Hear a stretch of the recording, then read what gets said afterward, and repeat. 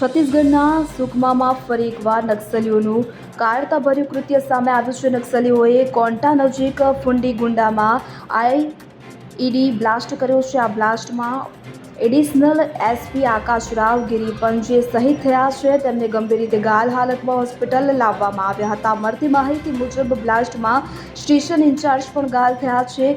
DIG કમલોચન કશ્યપે આ વાતની પુષ્ટિ કરી છે. મળતી માહિતી મુજબ સુકમા જિલ્લાના નક્સલ પ્રભાવિત કોન્ટા એરાબોરા રોડ પર ડ્રોન્ડા નજીક આઈઈડી વિસ્ફોટ થયો હતો. આ હુમલામાં એએસપી આકાશરાવ ગિરીપુંજે ગંભીર રીતે ઘાયલ થયા હતા. તેઓ માઓવાદીઓ દ્વારા બોલાવવામાં આવેલા ભારત બંધને ધ્યાનમાં રાખીને સુરક્ષા પેટ્રોલિંગ પર હતા. તેમને ઘાયલ હાલતમાં કોન્ટા હોસ્પિટલ દાખલ કરવામાં આવ્યા હતા કે જ્યાંથી તેમને વધુ સારવાર અર્થે ખસેડવાના પ્રયાસો કરવામાં આવી રહ્યા હતા, પરંતુ બાદમાં ડીઆઈજી કમલોચન કશ્યપે તેમની શહાદતની પુષ્ટિ કરી હતી. આ અકસ્માતમાં વધુ સૈનિકો ઘાયલ થયા હોવાના અહેવાલ છે કે જેમની સારવાર ચાલી રહી છે.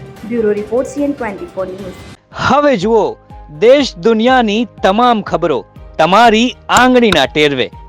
ઉઠાવો મોબાઈલ અને Google Play Store પરથી ડાઉનલોડ કરો અમારી CN24 ન્યૂઝ મોબાઈલ એપ.